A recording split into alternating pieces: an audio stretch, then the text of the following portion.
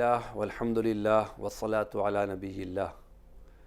रमज़ानुल मुबारक और हमारा मुआशरा एपिसोड में मैं साद मुश्ताक़ आपकी खिदमत में हाज़िर हूँ एक नए मौजू के साथ।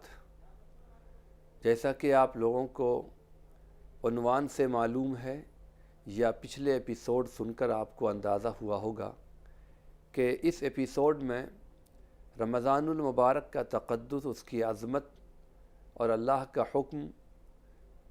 ये और आज के मुआशरे में हमने किस तरह रोज़े का मकसद हासिल किया या नहीं किया, ये दोनों चीज़ें आपस में रिलेट करके दिखाई जाती हैं ताकि हम अपने मुआशरे के बिगाड़ को समझ सकें और अगर उसमें इस्लाह की कोई चीज़ है तो उसकी इस्लाह की फ़िक्र करनी चाहिए। और एक दिन में नहीं, लेकिन आहिस्ता आहिस्ता जब फ़िक्र और शऊर जागता है, फ़िक्र पैदा होती है, तब इंसान फिर उस पर अमली तौर पर कारफरमा होता है और आहिस्ता आहिस्ता वो चीज़ें ख़त्म होती हैं। जिस तरह गिरावट भी बहुत जल्दी नहीं आती, सदियों पर मुहीत गिरावट आती है बदलते बदलते, इसी तरीक़े से इस्लाह में भी कुछ वक्त लगता है। इसमें कैसे तब्दीली आई या कैसे तब्दीली आती है,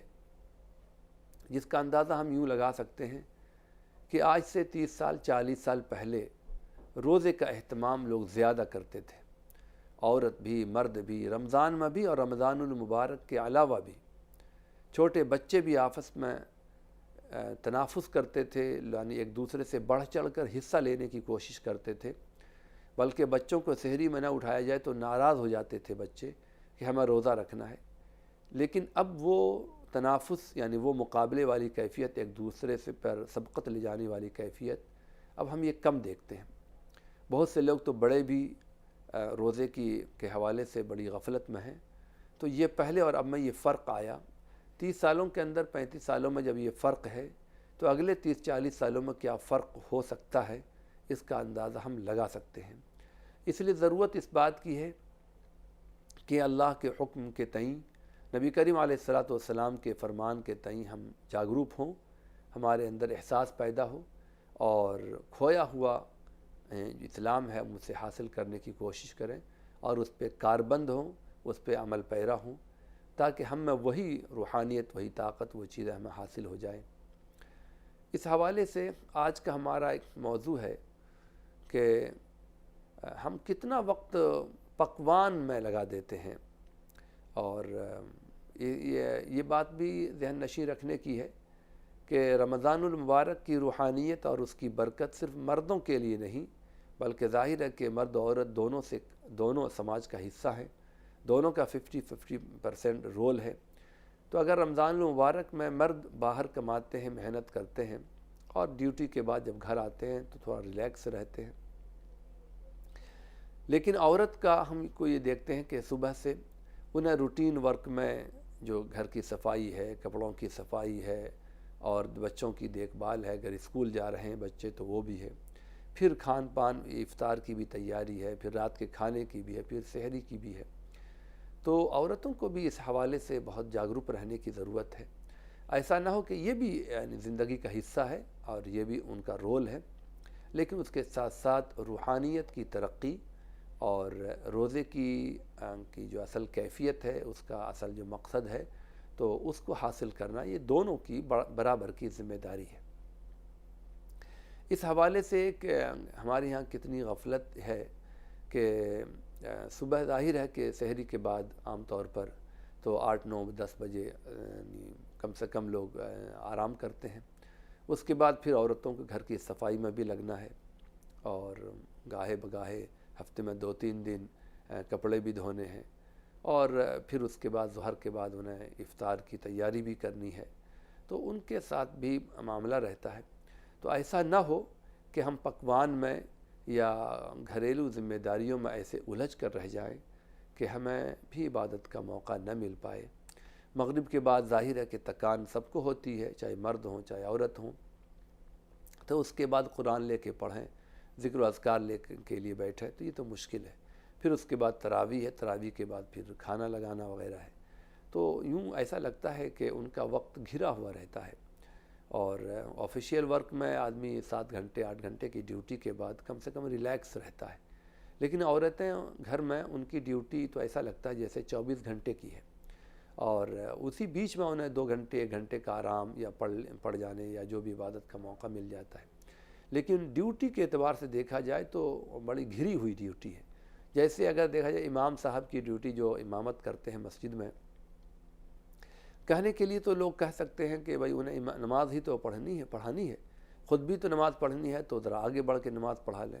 لیکن ذمہ داری اور ڈیوٹی پروفیشن ایک الگ چیز ہے، اس کا احساس یا اس کے تئیں کام کرنا، وہ عبادت کا پہلو اس میں شاید کم رہ جاتا ہو، لیکن ڈیوٹی اور ذمہ داری والا پہلو غالب آ جاتا ہے۔ تو اس لیے ظہر، پھر اس کے بعد عصر، پھر مغرب، پھر عشاء، پھر عشاء کے بعد فجر۔ چلیے فجر اور ظہر کے درمیان تھوڑا سا آدمی کو وقت ملتا ہے، لیکن اس کے علاوہ انسان ایک گھرا ہوا رہتا ہے، اور اس کو بہت بے فکری کے ساتھ اس کو آرام کر لینا کہ چلو 2 گھنٹے نیند نہیں آئی، دیر سے سوئے تو دیر سے اٹھ جائیں گے، نہیں، بلکہ انہیں تو اپنے وقت پہ اٹھ جانا ہے۔ تو ان کی ڈیوٹی کہنے کے لیے تو بڑی آسان سی ہے، لیکن ہے یعنی 24 گھنٹے کی ڈیوٹی۔ اسی طریقے سے مؤذن صاحب وغیرہ۔ تو عورتوں کی ذمہ داری بھی دیکھی جائے تو ان کی 24 گھنٹے کی ڈیوٹی ہے، لہٰذا ہم سب کو اپنے طور پر اپنی قبر میں سونا ہے، اپنی آخرت کی فکر کرنی ہے، اپنے اللہ کو اپنا جواب دینا ہے۔ وہاں اللہ دوسروں کے بارے میں کم پوچھے گا، یہ ہے کہ اللہ کلکم مسئول و کلکم، یعنی تم میں سے ہر جو شخص مسئول ہے وہ بعض پرس ہوگی اس سے، یعنی جو مسئول ہے اپنے ماتحتوں سے اس کے بارے میں پوچھا جائے گا۔ کلکم مسئول عن رعیتہ، اپنی مخلوق یعنی اپنے ماتحتوں کے بارے میں پوچھ گچھ ہوگی، ماں باپ کو اپنے بچوں کے بارے میں، استاذ کو سے اپنے اسٹوڈنٹس کے بارے میں، کسی مدرسے کا ذمہ دار ہے تو وہاں کے ورکر سے، کسی کمپنی کا آنر ہے تو ان کے ماتحت جو کام کرنے والے ہیں کہ ان کے ساتھ زیادتی تو نہ ہوئی۔ تو ہر شخص یعنی ذمہ دار ہے اللہ کے نزدیک۔ تو یہ ہماری ذمہ داری خود کی ہے کہ ہم اپنا وقت اسی میں سے اپنا وقت نکالیں اور اپنے کام کو سمیٹیں، اور ایسا نہ ہو کہ جیسے صحابیات اللہ کے رسول کی خدمت میں حاضر ہوتی تھی اور یہ کہتی تھی کہ مردوں کے لیے تو جہاد بھی ہے، شہادت بھی ہے، ہمیں وہ موقع نہیں مل پاتا، وہ فضیلت لے جاتے ہیں، تو ہمارے لیے کیا ہے؟ تو پھر اللہ تعالیٰ نے کہا کہ کچھ تو وہ فضیلت ہے جو اللہ تعالیٰ نے دی ہے، تو وہ فضیلت ان کو رہے گی، ورنہ انسان کو اپنا جو بھی انسان کرے گا، للرجال نصیب مما اکتسبوا وللنساء نصیب مما اکتسبن، کہ مرد جو کمائے گا وہ اس کو ملے گا اچھا یا برا، عورتیں جو کمائیں گی وہ اس کو ملے گا اچھا یا برا، یعنی ہر ایک کی اپنی اپنی ڈیوٹی اور اس کی ذمہ داری ہے۔ لہذا ہم سب کو چاہیے، چاہے مرد ہوں، چاہے عورتیں ہوں، بچے ہوں، چاہے بوڑھے ہوں، کہ اپنے مشاغل کو مختصر کر کے یا شارٹ کر کے، بہت پھیلا کے نہیں، اس میں سے اپنا یا کچھ آرام کو تج کر کے، قربانی دے کر کے،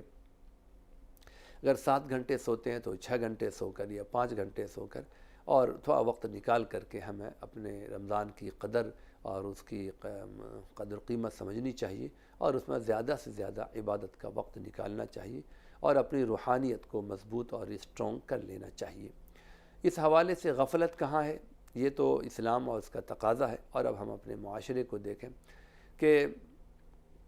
ایک مزاج بن گیا ہے کہ روزہ رکھ کر کے مختلف ڈشز ہونی چاہیے، دسترخوان بالکل لبریز ہو اور بہت ساری انواع سے اور مختلف ورائٹیز سے دسترخوان بھرا ہوا ہو، خاص طور پر کہیں افطار دینا ہو یا کسی مہمان کی ہو، نہ بھی ہو تو بھی اتنا زیادہ لوازمات لوگ کرنے لگے ہیں۔ ظاہر ہے کہ لوازمات اگر ہیں تو لوازمات کی تیاری میں بھی تو وقت لگتا ہے۔ یہ ٹھیک ہے کہ افطار میں اللہ تعالیٰ نے جو دیا ہے وہ بہتر کھانا چاہیے، لیکن ایسا نہ ہو کہ اس کی تیاری میں ہمارا وقت زیادہ چلا جائے اور ہم عبادت کا موقع ہمیں نہ مل پائے یا کم مل پائے۔ اور یہ بات بھی ہے کہ دیکھیے ہر موقع کی بات الگ الگ ہوتی ہے۔ اب یہ کہنا کہ گھروں میں کھانا پکانا یہ بھی عبادت ہے، یقیناً، لیکن اتنا زیادہ یہ دیکھنا کہ کس عبادت میں کتنا بڑا درجہ ہے، کس کا کیا موسم ہے۔ تو اب یہ ہے کہ گوشت میں نیوٹریشن زیادہ ہے، تو اس کا تو یہ مطلب نہیں ہے کہ انسان کو جس کو اللہ تعالیٰ نے خوشحالی دی ہے تو روٹی آٹا چاول نہ کھائے اور بس صرف بوٹی ہر وقت کھاتا رہے، تو یہ تو غیر معقول بات ہے۔ تو ہر چیز کا ایک لمیٹیشن ہے، ہر ایک کا اپنا دائرہ ہے۔ تو عبادتوں کے حوالے سے پکانے سے وہ روحانیت جو روزے سے حاصل ہوتی وہ تو حاصل نہیں ہوگی۔ اب کوئی آدمی یہ کہے کہ سورہ فاتحہ 3 مرتبہ پڑھ لے تو پورے قرآن کا ثواب ملتا ہے، تو پورے قرآن کی تلاوت کی کیا ضرورت ہے؟ سورہ فاتحہ 3 مرتبہ پڑھنے میں 1 سے 1.5 منٹ، تو 1 سے 1.5 منٹ تو آدمی 50 مرتبہ پڑھ سکتا ہے، تو پھر پورے قرآن سے زیادہ ثواب مل جا رہا ہے، تو پھر اس کی ضرورت نہیں۔ تو یہ تو بلا وجہ کی باتیں ہوئیں، غیر معقول باتیں ہوئیں۔ وہ سب کس پس منظر میں بات کہی گئی ہے وہ ایک الگ موضوع ہے، بات لمبی ہو جائے گی۔ دیکھیے کہ کبھی کبھی وزن کے اعتبار سے دو چیزیں برابر ہوتی ہیں۔ مثال کے طور پہ اگر کوئی آدمی تھرماکول وغیرہ سے اگر کوئی دیکھے تو جگہ تو وہ زیادہ اسپیس وہ جگہ یعنی وہ لے لے گا، لیکن ظاہر ہے کہ وہ وزن اور کم ہوگا۔ تو کبھی کبھی وزن کے اعتبار سے چیز برابر ہوتے لیکن ویلوز اور قیمت میں فرق ہوتا ہے، اور جگہ ایکوائر کرنے میں کتنی جگہوں میں اتنی چیز آ سکتی ہے اور تھوڑی چیزیں نہیں آ سکتی ہیں، تو لیکن اس کی قدر و قیمت ویلوز میں فرق ہوتا ہے۔ اب سونے کے اعتبار سے اگر 100 گرام اور لوہا 100 گرام ہے تو وزن کے اعتبار سے تو برابر ہے، لیکن دونوں کی قدر و قیمت میں فرق ہے۔ تو اسی طرح یہ سمجھنا چاہیے کہ سورہ اخلاص کا 3 مرتبہ پڑھنا اور پورے قرآن کے پڑھنے کی قدر و قیمت میں بھی فرق ہے۔ اسی طرح کھانا بنا کر کے یہ بھی عبادت ہے، لیکن اس عبادت سے کہیں بڑا زیادہ اس کی ویلوز یا اس کی اہمیت یا اس کا ثواب ہے کہ انسان رمضان المبارک میں کچھ وقت اپنے لیے نکالے۔ تو یہ فرق یہ سمجھنا چاہیے، لیکن ہمیں افسوس کے ساتھ یہ کہنا پڑتا ہے کہ جو لوگ اچھا دوسری بات یہ ہے کہ مرد جو لوگ ڈیوٹیز کرتے ہیں تو ان کی تو بسا اوقات سنڈے ہے، سیٹرڈے یا کسی دن بھی چھٹی ہو جاتی ہے، لیکن لیڈیز کے لیے جو گھروں میں کھانا بناتے ہیں ہاؤس وائف ہیں تو ان کی تو چھٹی نہیں ہوتی، ان کے لیے تو ایسا نہیں ہے کہ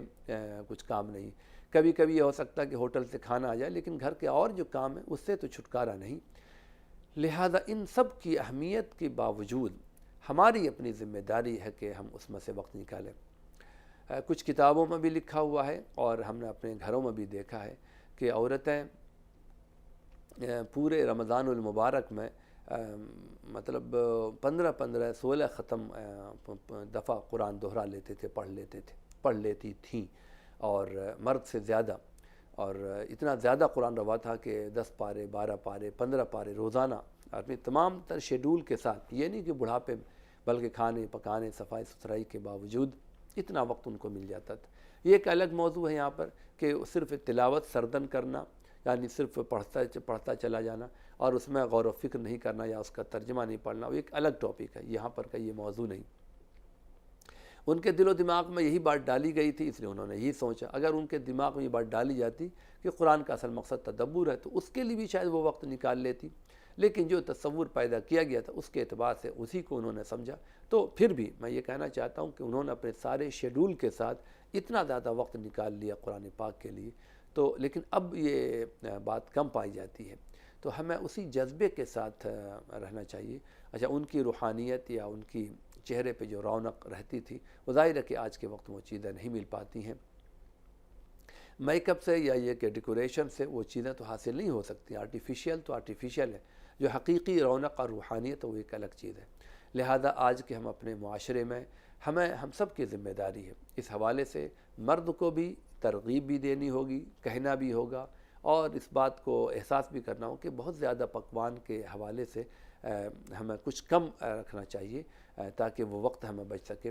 اور میں بارہا کئی ایپیسوڈ میں عرض کر چکا ہوں کہ رمضان المبارک کا یہ قطعاً یہ مقصد نہیں ہے کہ غیر رمضان کے مقابل میں ہم کھان پان کا آئٹم بڑھا دیں، یعنی تھوڑے وقت بھوک رکھ کر کے اور غیر رمضان سے زیادہ اچھا کھائیں، زیادہ بہتر کھائیں، تو پھر رمضان کا اصل جو مقصد ہے اس کی روحانیت ہے وہ متاثر ہوگی، وہ حاصل نہیں ہو پائے گی وہ چیزیں، وہ خوبیاں۔ بلکہ جو غیر رمضان کا جو روٹین ہے کام کاج کا، کھانے پینے کا، اسی روٹین میں ہمیں رہنا چاہیے اور اس میں پھر بھوکا پیاسا رہا جائے، تاکہ یعنی انسان کے اندر ٹاکسن میں جو بارہا میں اس سے پہلے طب نبوی کے ایپیسوڈ میں عرض کر چکا ہوں کہ باڈی کے ٹاکسنس بھی نکل سکیں اور اس طرح کی چیزیں ہمارے بدن سے نکلیں اور انسان کچھ کمزور بھی ہو۔ تو یہ چیزیں تو جب حاصل ہو پائیں گی نا کہ جب کہ انسان کنٹرول کر لے گا، لیکن صرف یہ کہ ٹائم بدل جائے، کھان پان اس سے زیادہ ہو جائے تو روزے کا مقصد حاصل ہوگا یا نہیں، اس کا فیصلہ آپ کو کرنا ہے اور آپ اندازہ لگا سکتے ہیں۔ تو اس سے کئی فائدے ہیں۔ ایک تو یہ کہ وقت بچے گا، اور تو انسان اس کچھ وقت عبادت میں لگا پائے گا، جیسے مرد ویسے عورت بھی۔ دوسری بات یہ ہے کہ روزے کا اصل مقصد ہمیں حاصل ہو پائے گا۔ تیسری چیز یہ ہے کہ ظاہر ہے کہ جب کم آئٹمس رہیں گے تو برڈن بھی یعنی کم پڑے گا، ورنہ ہم یہ دیکھتے ہیں کہ عید کی تیاری کے علاوہ، عید کے خرچ کے علاوہ بھی دیکھا جائے تو رمضان میں ہمارا خرچ بڑھ جاتا ہے۔ تو اس کی وجہ یہی ہے کہ ہم نے اپنی سوچ اسی طرح ڈیولپ کی ہے۔ اگر صحیح دشا میں ہم اپنی سوچ کو ڈیولپ کرتے تو شاید ایسا نہیں ہوتا۔ اسی طریقے سے ہمیں یہ کوشش کرنی چاہیے کہ ہر وقت جو تازہ کھانے کے اس میں پھر سحری میں اٹھ کر کے پکانا، بہت سی دفعہ ہم یہ دیکھتے ہیں۔ ایسا بھی ہو سکتا تھا کہ انسان رات میں جو پکے وہ کھانا وہی سحری میں انسان کھا لے، یا بہت مختصر کھانا کوئی ایسی چیزیں رکھے کہ اس میں انسان زیادہ سے زیادہ وقت تہجد میں یا ذکر و اذکار میں، تدبر قرآن کے میں غور خوض کرنے میں، یا قرآن پاک کی ترجمہ پڑھنے میں، یا اچھی چیزوں میں اگر اس میں یہ وقت لگائے تو اس کے لیے شاید یہ زیادہ بہتر ہوتا۔ تو اپنے پکوان پہ کنٹرول کی ضرورت ہے، افطار کے بھی حوالے سے، اور افطار کے بعد جو ٹائم ملتا ہے یقیناً آرام کا تقاضا ہوتا ہے، لیکن پھر بھی تھوڑا سا وقت نکال کر کے اور تراویح میں کا ہمیں اہتمام کرنا چاہیے۔ ہم شہروں میں دیکھتے ہیں کہ عورتوں کے حوالے سے تراویح کا بھی نظام تھوڑا سا یعنی تشنہ ہے، تھوڑا کمزور ہے۔ مرد دیکھیے ایک سسٹم ہوتا ہے، اس سسٹم کا حصہ بننے کی بنا پہ بعض چیزیں آسان ہو جاتی ہیں۔ مثال کے طور پہ مسجد ہے کہیں پر تو آدمی گاہے نہ چاہے بھی اذان کی آواز آئی، لوگ جا رہے ہیں تو مسجد چلے جاتے ہیں، لیکن وہ نہ رہے تو وہ اہتمام کم ہو جاتا ہے۔ اسی طریقے سے تراویح کا مسئلہ ہے، تو چونکہ مسجدوں میں تراویح کا باضابطہ اہتمام ہے تو پورے قرآن کا بھی ایک تصور ہے کہ ایک دن نہیں جائیں گے تو پورا قرآن نہیں ہو پائے گا، ادھورا رہ جائے گا، تو مرد کسی طرح قرآن پورا کر لیتے ہیں۔ لیکن عورتوں کو چونکہ مسجد نہیں جانا، گھروں میں جانا ہے، اور پورے قرآن کا تصور وہاں نہیں ہے، حفاظ نہیں مل پاتے، اور ہمارے اس طرح لیڈیز میں قرآن پاک کے سنانے کا بھی رواج نہیں ہے، تو تھوڑی غفلت ہو جاتی ہے۔ تو اس حوالے سے بھی ہمیں فکر کرنے کی ضرورت ہے۔ دیکھیے کچھ چیزیں حاصل کرنے کے لیے محنت تو کرنا ہوتی ہے۔ بچے جو لوگ محنت کرتے ہیں پڑھنے میں وہی کامیاب ہوتے ہیں۔ تو اگر ہم اللہ کی خوشنودی، اللہ کی رضا اور اپنی صحت کے حوالے سے بہتر زندگی حاصل کرنے کی ہم کوشش کریں گے، تگ و دو کریں گے، محنت کریں گے، تب وہ چیز ہمیں حاصل ہوگی۔ ہم چاہیں گے کہ پورے آرام دہ زندگی گزاریں، کچھ محنت بھی نہ کریں اور اللہ حاصل ہو جائے، تو یہ بہت مشکل کام ہے۔ اور جو یعنی عالمی طور پر اور ادبار اور مصیبتیں ہیں، ظاہر ہے کہ بہت ساری چیزیں، ہمارا رشتہ اسلام سے کٹ گیا ہے۔ ایک تو یہ کہ اسلام کا ایک تصور ہی بدل گیا ہے، چند اعمال کر لینے کا نام ہم نے اسلام سمجھا ہے، ایک تو وہ بہت بڑی بھول ہے، اور دوسرے یہ کہ وہ بھی رشتہ ہمارا یعنی کمزور تر ہو چکا ہے۔ اس لیے پکوان کے وقت سے تھوڑا سا بچ کر کے یعنی تراویح کا خاص طور پر اہتمام عورتوں میں اس کے کرنے کی ضرورت ہے۔ بہت اچھا ہوتا کہ اگر لوگ اس طرح کا نظام بناتے کہ حفاظ کی تعداد بیچ میں تو بہت زیادہ ہو گئی تھی، ابھی 3-4 سالوں سے ایسا لگ رہا ہے کہ حفاظ کی تعداد بھی کم ہو رہی ہے، ورنہ بیچ میں پچھلے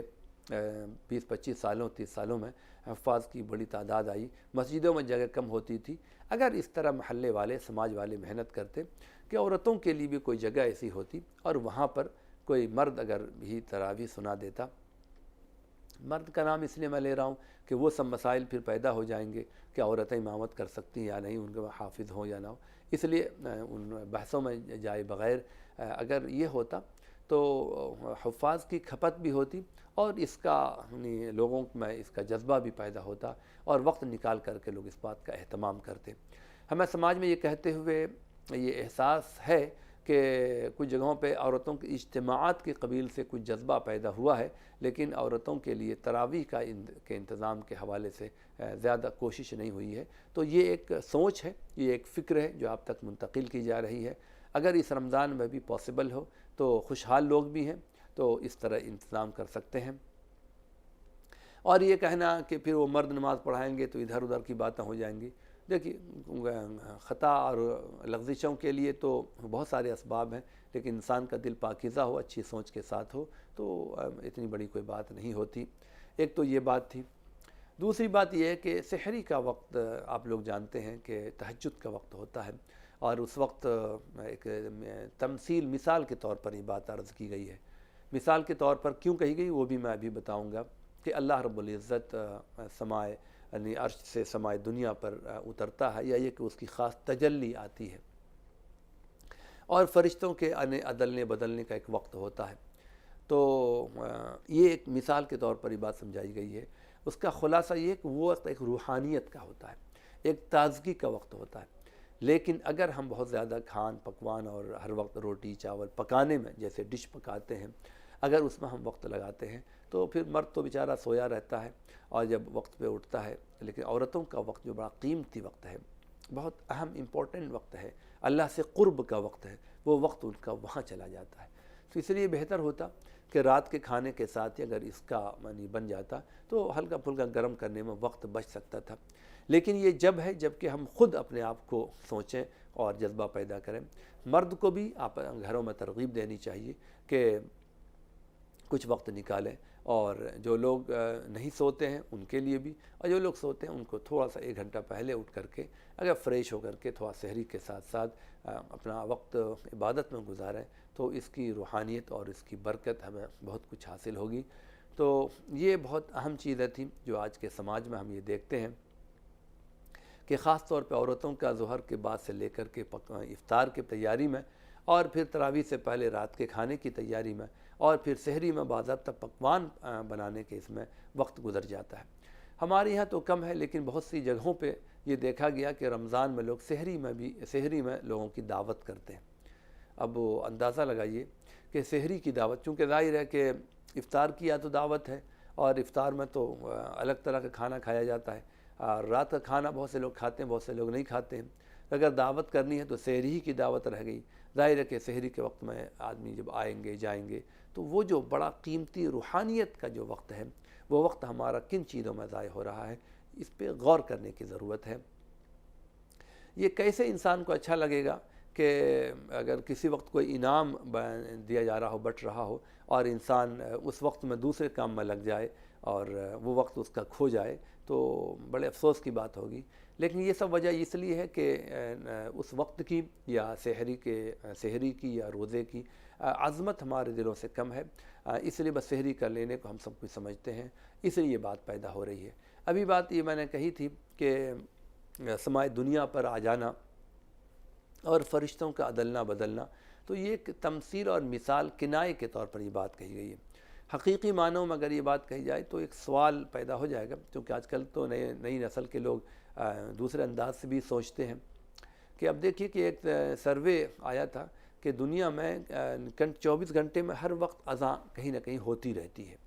مثال کے طور پہ پوری دنیا کی آبادی ہے، ایک جگہ اگر وقت ختم ہوا تو دوسری جگہ وہ وقت اسٹارٹ ہوا، پھر وہ ختم ہوا تو وہ اسٹارٹ ہوا، تو کنٹینیو اگر دیکھا جائے تو ایک جگہ اگر فجر کی اذان ختم ہوئی تو کہیں نہ کہیں 2 منٹ کے بعد وہاں وقت شروع ہوا تو وہاں فجر کی اذان شروع ہوئی، پھر اس کے بعد یہ اس طریقے سے پورے ملک کو دیکھا جائے تو اس طرح کی آواز ہر وقت دنیا میں گونجتی رہتی ہے۔ تو چونکہ دن اور رات کا عدلنا بدلنا آپ دیکھتے ہوں گے کہ بعض جگہ جیسے یہاں پر 6:28 پہ اگر افطار ہے تو کہیں پر 6:29 پہ، کہیں 30 پہ، کہیں 31، کہیں 7 یعنی 31 32، اور کہیں پر کم ہو رہا ہے۔ تو یوں الگ الگ ٹائم بدلتا رہتا ہے، یعنی گویا کہ چونکہ دنیا کے ارد گرد سورج چاند کی گردش ہے تو ٹائم تو روٹیٹ ہوتا رہتا ہے، ہر وقت کہیں نہ کہیں وہ افطار کا وقت ہوتا ہے، کہیں نہ کہیں سحری کے ختم ہونے کا وقت ہوتا رہتا ہے۔ تو جب یہ چیز ہم سمجھیں گے تو وہ جو آسمانی صبح کے وقت کا ہے کہ جو اصل برکت کا یا روحانیت کا وقت ہے، تو وہ بھی تو ٹائم عدلتا بدلتا رہتا ہے۔ مثال کے طور ممکن ہے کہ ابھی جس وقت ہم آپ کے سامنے بات کر رہے ہیں اور آپ ہمیں سن رہے ہیں، وہاں بھی وہ وقت سحری کا ہوگا، اور وہاں وہ وقت فرشتوں کے عدلنے بدلنے کا ہوگا، تو پھر یہ کہ اللہ کی خاص تجلی کے اترنے کا وقت ہوگا، تب تو پھر ہر وقت اترنا ہر وقت چڑھنا رہے گا۔ تو اس لیے میں نے کہا کہ یہ فزیکلی یا کتنا ہے یا کتنا نہیں ہے، یہ ایک مثال کے طور پر کہ ہر علاقے کے لیے جو وقت اس کی سحری کا ہے وہ بڑی شانتی، سکون اور عافیت کا ٹائم ہے، تو اس کی قدر ہمیں کرنی چاہیے۔ لیکن ہمارے معاشرے سماج میں ان سب چیزوں کی قدر و قیمت کم ہوتی جا رہی ہے، ہمیں یہ احساس زندہ کرنا چاہیے، اور اب جو رمضان کی جتنے دن باقی ہیں مل جل کر کے اس کے بارے گفتگو بھی کرنی چاہیے تاکہ دوسرے لوگوں میں جذبہ پیدا ہو، ورنہ ایک آدمی سوچے گا اس پہ عمل کرنا، دوسرے لوگ سوچیں گے نہیں، تو پھر مشکل ہو جائے گا، ان کے یہاں جانا ہوگا یا ان کو بلانا ہوگا تو پریشانی ہوگی۔ سماج تو مل جل کر کے بنتا ہے، اس لیے اس کی گفتگو بار بار کی جاتی رہے اور ایک دوسرے سے شیئر کیا جاتا رہے تاکہ ہر ایک کا ذہن بنے، تاکہ اس پہ عمل کرنا آسان ہو۔ آج کے لیے اتنا ہی، اجازت دیجیے۔ السلام علیکم ورحمۃ اللہ وبرکاتہ۔